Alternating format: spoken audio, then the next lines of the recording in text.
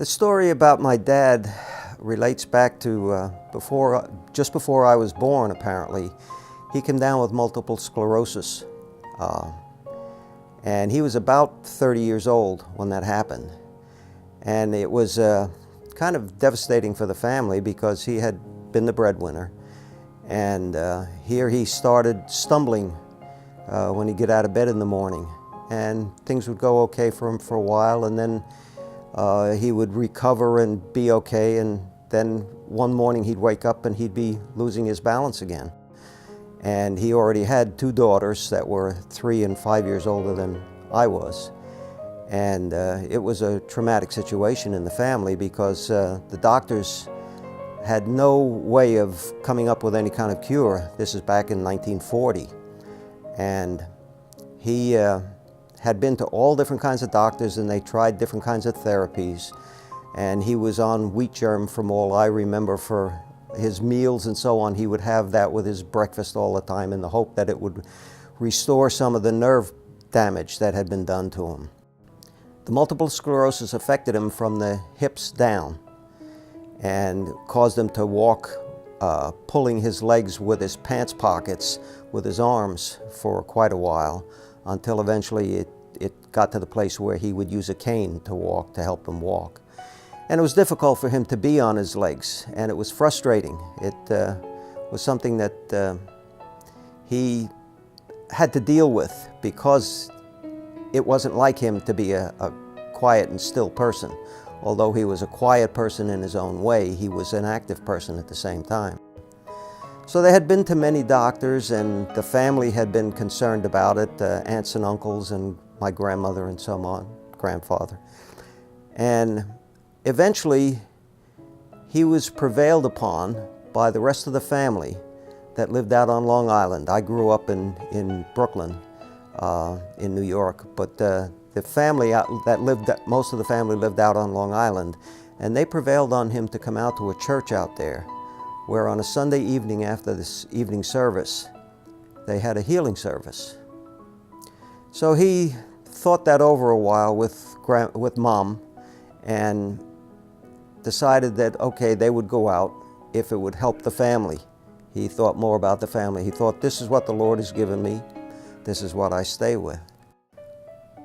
But when they went out there for the service, they had the evening service on Sunday evening, and afterwards the pastor had asked anybody that was interested in having the elders of the church and the pastor lay their hands on and pray for him for healing, that they should come forward.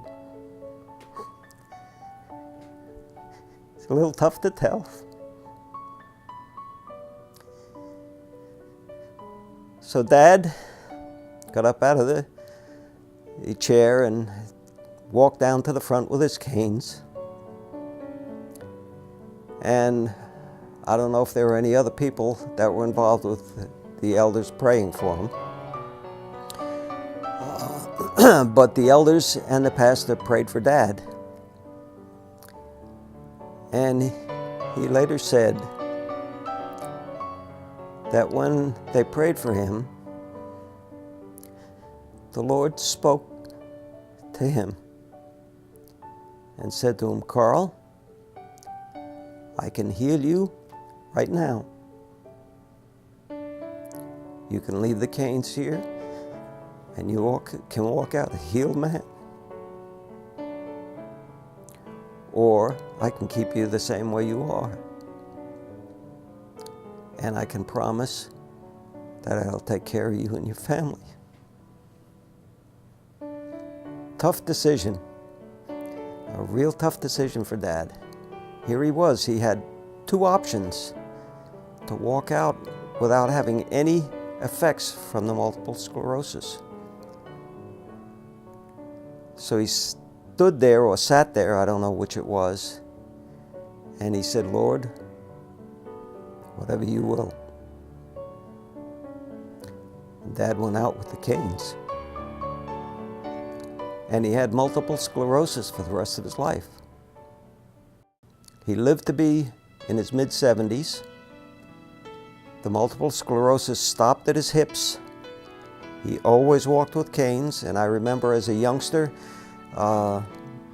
he would go to work. He had work in various kinds of jobs, not what he was capable of had he been fully physically able, but he always had a job. We always had an income. We had our own home, paid for. The three of us kids all got to go to college. We had to work while we were going to college, but we all managed to get to college. And he ultimately retired from working for Otis Elevator Company on their assembly line doing final inspections. And the Lord had provided for him and the family for all of his life. It was interesting because we lived in a Jewish neighborhood. And in fact, we had a synagogue right across the street from us, and on Saturday morning, we'd wake up to the sound of the shofar, the ram's horn that they would blow to announce the start of their service. And all our neighbors were Jewish. Just my grandmother lived next door, but other than that, we were the only ones in the neighborhood that weren't Jewish. And to the Jewish people, to have an illness like this, they had a feeling that there was sin in your life and that God was punishing you for that sin by the illness. And here Dad was always happy. He wasn't disappointed and unhappy, and he was a witness to those around him. So it was a miracle, and that he wasn't healed. The miracle was that God still loved him, took care of him, took care of our family. And it's been a situation that was perhaps a little hard as a youngster, not having a dad who could run and play ball with me and things of that nature. But he was still an inspiration, and he taught me a lot of things, and I became a mechanic hobbyist because I was his legs and his arms to do the fixing that he knew how to do, but I had to do because I had the physical capability of doing it.